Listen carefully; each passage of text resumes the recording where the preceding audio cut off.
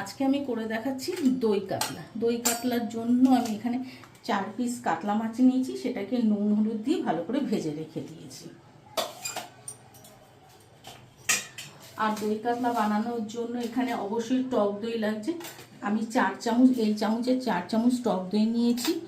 2 চামচ হচ্ছে আদা পেঁয়াজ বাটা, 2 চামচ হচ্ছে টমেটো বাটা, 1 চামচ হলুদ গুঁড়ো, 1 চামচ ধনে গুঁড়ো, 1 চামচ জিরে গুঁড়ো।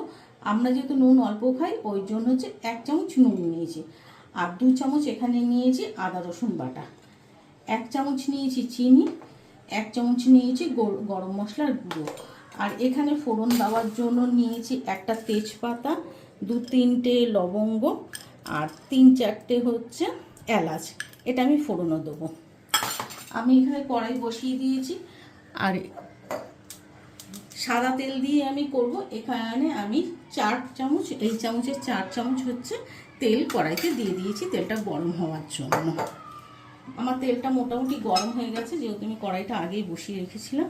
এই যে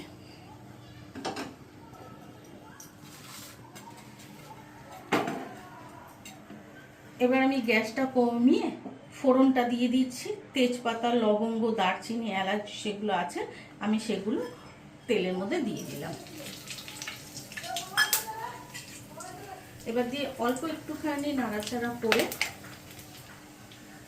আমি যে এখানে পেঁয়াজ আর টমেটো বাটাটা বেটে রেখে দিয়েছিলাম, এটা আমি এবার একটু দিয়ে দিলাম।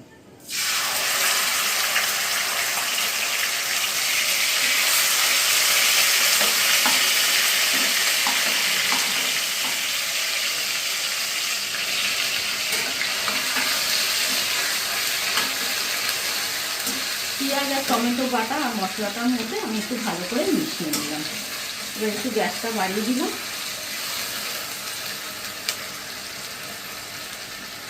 এবার এখানে যে আমি 1 চামচ করে হলুদ গুঁড়ো, জিরে গুঁড়ো, ধনে গুঁড়ো, নুন রেখেছিলাম, এটা আমি এবার দিয়ে দিলাম। আচ্ছা, আরেকটা জিনিস আমি বলতে ভুলে গেছি, আমার পেঁয়াজ টমেটো বাটার সঙ্গে আমার কাঁচা লঙ্কাও বাটা আছে, এই জন্য আমি ঝালটা আর দিলাম না, লঙ্কা দিলাম না। এবার এই মশলাটা ভালো করে আমি তেলের সঙ্গে মিশিয়ে নিচ্ছি।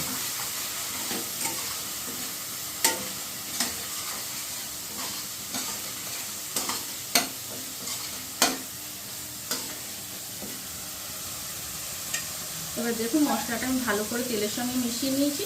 যতক্ষণ না তেল ছাড়ছে ততক্ষণ ধরে একটু এটা কষিয়ে নেব। কষানোর সঙ্গে সঙ্গে ততক্ষণে যে আমি এই 4 চামচ টক দই নিয়েছি, এটাকে আমি একটু ভালো করে ফেটিয়ে নেব। এই যে এভাবে আমি করে নিলাম।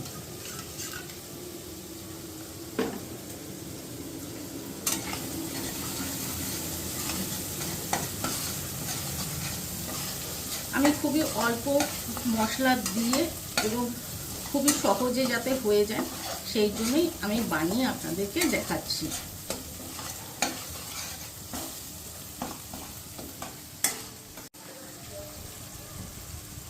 এটা মোটামুটি একটু কষে এসছে। এবার কষে আসার পর এখানে যেটা আমি আদা রসুন বাটা রেখেছিলাম 1 চামচ, এই আদা রসুন বাটাটা আমি এবার এর মধ্যে দিয়ে দেবো।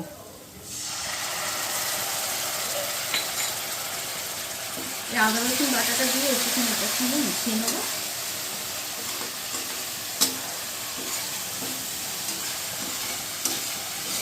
যাতে আদা রসুন বাটার কাঁচা গন্ধটা চলে যায়।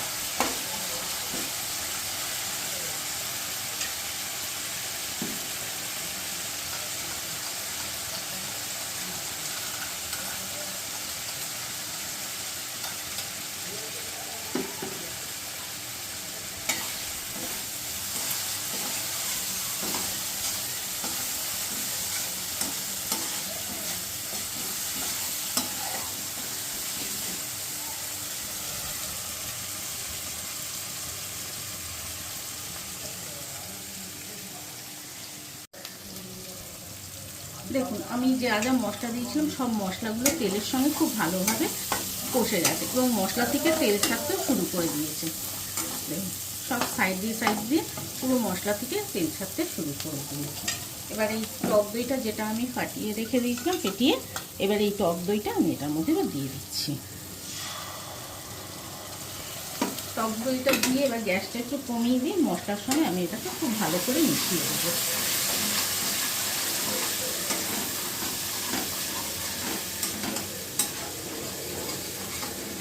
টক দইটা দিয়ে সবসময় গ্যাসটা কমিয়ে করবে, না হলে টক দইটার মধ্যে থেকে ছানা কেটে যেতে পারে। দেখুন আমার টক দইটা খুব সুন্দরভাবে মশলার সঙ্গে মিশে গেছে। এবার এটাকে আমি একটু খুব ভালো করে কষিয়ে 5 মিনিটের জন্য ঢেকে দেবো।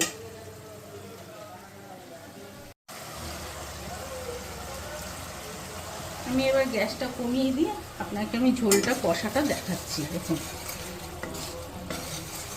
আমার কত সুন্দর মশলাটা পুরোপুরি কষানো হয়ে গেছে এবং সাইড দিয়ে তেলও পর্যন্ত ছাড়তে শুরু করে দিয়েছে। দেখুন পুরো সাইড দিয়ে তেল ছাড়তে শুরু করে দিয়েছি।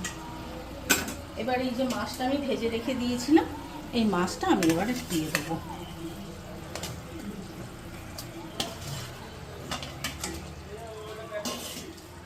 দিয়ে মশলার সঙ্গে আমি মাছটাকে মিশিয়ে দেব।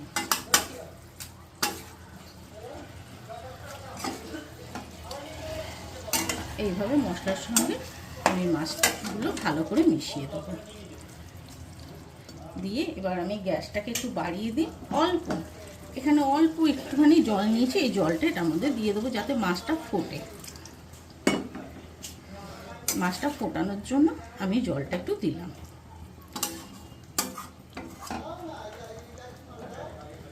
খুবই সহজে এবং অল্প মশলা দিয়ে সুন্দর দই কাতলা তৈরি হয়ে যায়। এটা দেখতেও যেরকম সুন্দর হয়, খেতেও ঠিক ততটাই ভালো লাগবে। একবার আপনারা বাড়িতে বানিয়ে করে দেখবেন। জলটা দাবাতে দেখুন না ফুটতে শুরু করে দিয়েছে, আর একটু ফুটুক। দেখুন আমার ঝোল কি সুন্দরভাবে ফুটেও গেছে এবং মাছের সঙ্গে খুব ভালোভাবে মিশে গেছে। আমি যে এবার এই গরম মশলাটা রেখেছিলাম 1 চামচ, এই গরম মশলাটা আমি এবার এটার মধ্যে দিয়ে দেবো। আর এই 1 চামচ চিনি রেখেছি, এই 1 চামচ চিনিটাও দিয়ে দেবো যাতে টকটাকে ব্যালেন্স করে।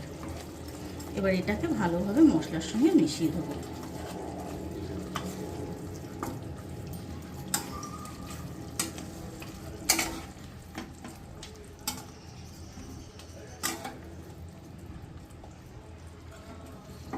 ব্যাস